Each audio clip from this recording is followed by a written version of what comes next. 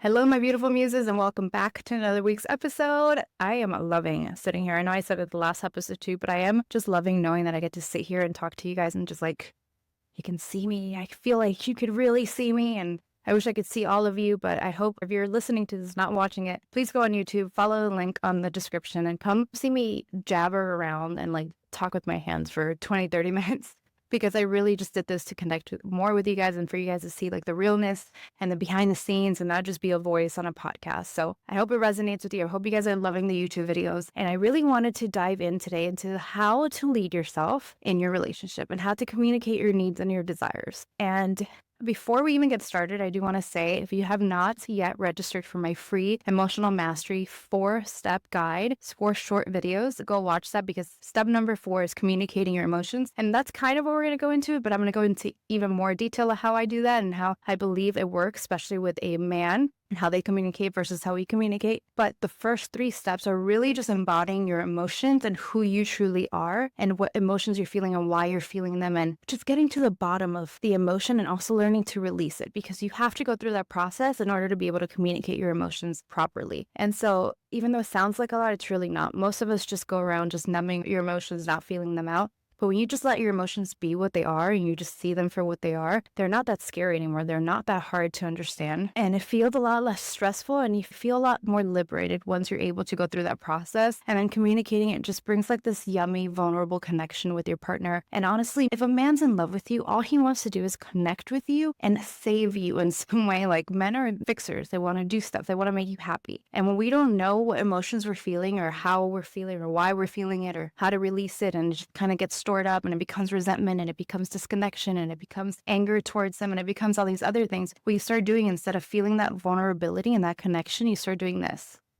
in the relationship. And I know that most of us have had that relationship where we're like, I just fell out of love with him. I disconnected from him. He just doesn't care. It doesn't feel like we create that gap, because I truly believe that as women, we're the emotional leaders in a relationship. We lead with our emotions and men lead with mostly everything else in a relationship, but we lead with our emotions. And so if we can lead ourselves through the emotion, figure out what it is, release it, communicate it, instead of letting ourselves be reactive or any of that, then we become truly powerful. Like, we're unstoppable at that point, because not only in relationships can we really traverse all the problems or challenges that might come up, but in our careers, with other people, with friendships, with anything that comes our way, our emotions are our superpower, because we are emotional creatures. So when we learn to master them, we become unstoppable. So let's get into like really my process and what I believe works, especially with men. Men do not want to hear 1,000 of our emotions a day. Like, we are so interconnected as women, everything's connected for us, but they don't necessarily hold the same capacity that we do in order to be able to understand everything that we understand and feel things the way we feel things. And so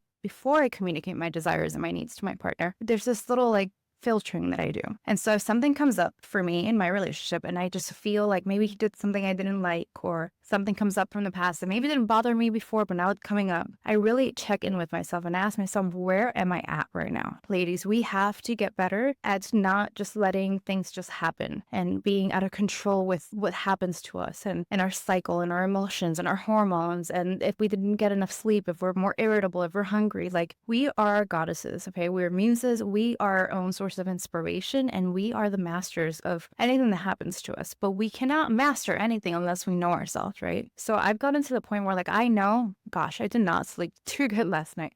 And I know I get irritable. So sometimes in the morning, I'm extra grouchy, I'm extra, I'm just like not that happy. And that's okay. But I don't let that temporary emotion take over the rest of the day. And I don't let that become like a feud between him and I, right? So I start filtering, all right, where am I at? Have I slept? Have I ate? Where am I in my hormones? I know a week before my period, I am more irritable. Things bother me that like usually don't bother me, or I'm a little more stressed out, or I'm a little more anxious, I'm a little more overwhelmed, right? Like that week before my period, I'm just more edgy, right? Like I'm edgier. So during that time, if something comes up for me, I know that it's just that, and it will pass. And so I filter first where I'm at. Like, I really like check in with myself. Where am I at? How am I feeling right now? How am I feeling in all these different areas? And then if that's still bothering me, right? So like, let's say that I'm like, okay, I am irritable because it's before my period. I go into, well, but this is still like bothering me, right? It's still like right here. It's still in the back of my mind. So then I ask myself, is this mine or is this ours? And there's a big difference. And this is going to be a very powerful thing that you ask yourself when you're feeling emotions before you communicate your needs and your desires. Like, this is the pre-work you're going to do by yourself. Ask yourself, is it yours or is it ours? And what I mean by that is, this isn't my personal example, but let's say that your boyfriend didn't call you when he said he was going to call you, or he stayed out a little later, or whatever he did. Did it bother you because in the past you've had people that did that and then maybe cheated, they lied, they did something that you didn't like, or maybe he spoke like harshly to you and you don't like that, and you're like, what? Is it mine or is it the relationship? So in those two different scenarios, the first one could really easily be your own thing, right? Your past, your traumas, your triggers, like your own conditioning from the past, and how in the past when partners have done that, it's caused you pain. So that can be yours, but then it's also affecting the relationship. And then the second scenario I just gave, that could be like, well, obviously you don't want to be spoken to harshly, so you're going to think that's a relationship thing, right? So let's say that he spoke to you harshly and you don't want that, right? So that's kind of like the filtering I do. I ask it, is it mine or is it ours? And both are valid. Like, I'm not saying if it's yours, you shouldn't talk about it, you shouldn't communicate it. Absolutely you do, because that's how you start training yourself and your relationship and your partner and how to love you in ways that feel really good to you. Because none of us can change our past. Like, our pasts are there, right? It's always like lingering. But you have to be able to recognize where that's coming from and know that and own it and know that it's yours, versus having an outburst to that person because you didn't even realize that that's coming from a past trigger from you. And so recognize, is it yours or is it the relationship? And then this is the juicy, great vulnerability part of the whole episode. And it's how to communicate your need and your desire, right? So what I've realized, that any time that we have challenges or fights or arguments or things that we aren't happy with, let's say in our relationship, we have a desire or a need for something, or both. Sometimes we have a desire and a need for something to change or something to happen. And so figuring out what that is, right? And I want you to think of the vulnerable answer and then the actionable answer that you would want, right? So in scenario number one, maybe the action that you want is that, hey, can you really make it a point to call me if you're going to stay out so late, or let me know? Or can you make sure not to stay out so late because it really triggers this past part of me and it doesn't feel good to me? That's a need, right? You need something to change. And then the desire is usually the heartfelt thing, right? So when you think of traumas and triggers and things that come up from the past, and why that hurt us is because there is a real desire of love, of connection, of something that we didn't get. And instead we got the opposite, right? So if somebody in the past has lied to you, betrayed you, done anything like that, you're going to really desire connection and to feel safe in a relationship and to feel like, you know what, I don't have anything to worry about. I know where that person's doing. I know that he cares about me. I know that he's going to text me. I know that he's going to let me know where he's at. I know that I'm not at risk here. So there's that desire for that, right? There's a desire to feel safe. And so ask yourself, what is my need and what is my desire? Again, your desire is going to be a very personal one, and that's going to be an action for him to do. The need and the desire are two things you're going to ask from your partner. But when you do this, you're going to use I statements. You're going to use statements that feel non-attacking to that partner of yours, because like I said, if there's something that happened in the relationship that's either challenging you or making you mad or hurting you, chances are he didn't try to make you mad, hurt you, or do any of these, but you are in the right to feel these ways. And so now that you filtered all the other stuff, right? Maybe it's PMS, maybe it's not important, maybe it's all these things, but then there's still something that's bothering you, or something came up that's really just like weighing heavy on your heart or taking up a lot of like mental real estate that really needs to come out. So you're going to communicate that need and that desire, and you're going to use I feel statements, and you're going to say, I felt really insecure when you didn't call me and you got home really late, because in my past, partners have done this and I've been cheated on. I really would love, and it would feel so safe to me. This is a desire. It would feel so safe to me if you called me before that happened, or if we tried to like minimize how many times that happens, because I would feel a lot safer in this relationship. Now you gave that man 2 actionable items to do.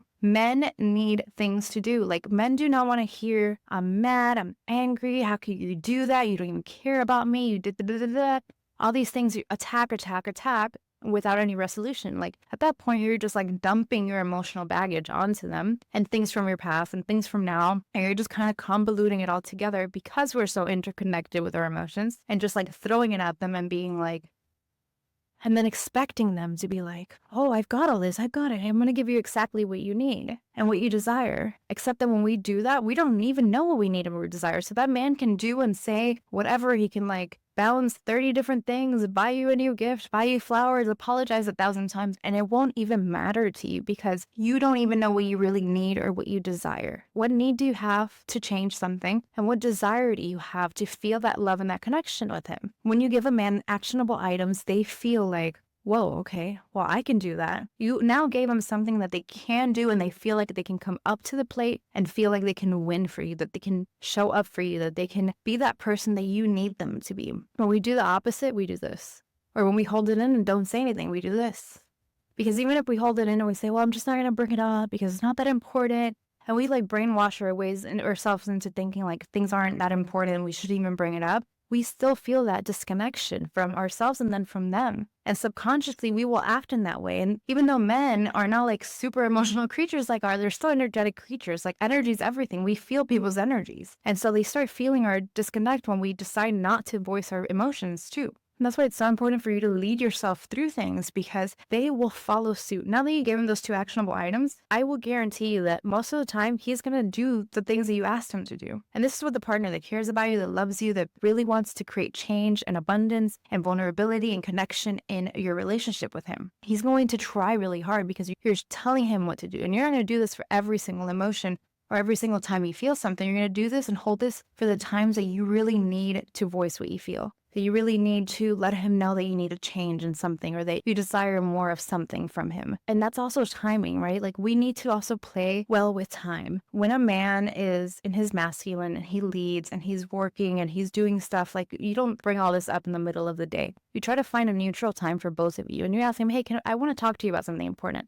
Can I talk to you about something important? And then you open that conversation, right? And you don't just burst things out on them. And the reason this will start feeling a little more comfortable for you and a little easier too is because the more you lead yourself through your emotions, especially if you listen to Master Your Emotions, you will start being able to do this easier and easier, better and better every single time. And it'll become like second nature to you. And men love that. Men want to look up to you in that sense. Men want to know that their woman is emotionally stable and that they feel like they can lead themselves through emotions. That creates safety for a man too. Like men have emotional needs as well. And if they feel like every time they come home or they're around that they're going to be thrown off by something, or that they're going to get home to an angry wife or an angry girlfriend or unstable territory, they're going to not want to come home as much. They're going to want to not be around you as much. And so even though you're not doing this for them, it's a consequence. Like it's a beautiful consequence of leading yourself and leading your emotions and understanding and giving yourself that space. The great consequence of that is that your partner feels more connected to you because they feel like you can lead yourself, like they don't have to do it all for you. And that's where like a lot of that princess energy comes from. It's like, I need them to rescue me. I need them to do this for me. I need to do that. I need them to show up for me. I need them to do all these things for me. It's like, no, you got this. You're the muse, you're the queen, you do all these things for yourself first. And then the man comes and follows your lead in that way. We have this idea as women that we want men to come and lead us and to do all these things. And absolutely, like my man leads in so many ways. Like I don't question or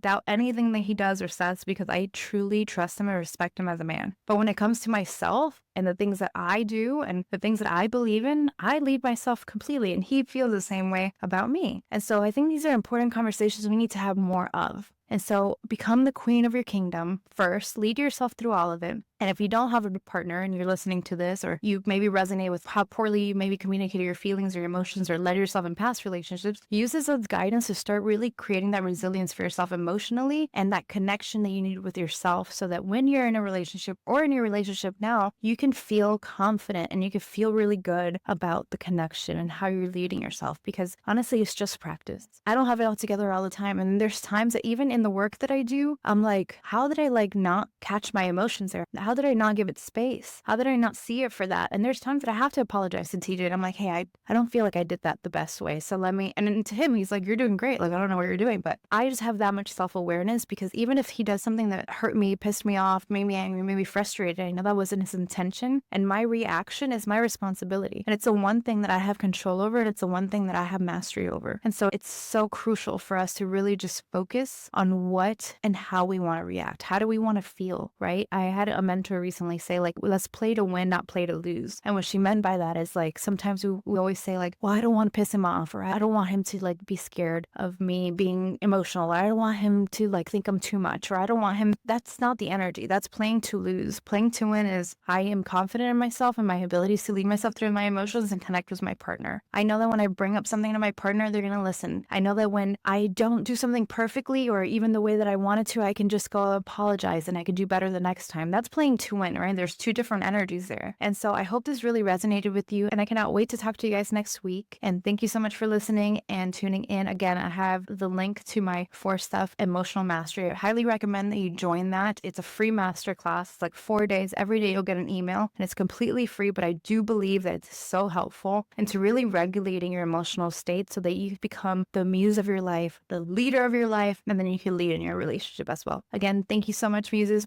I'll see you guys next week.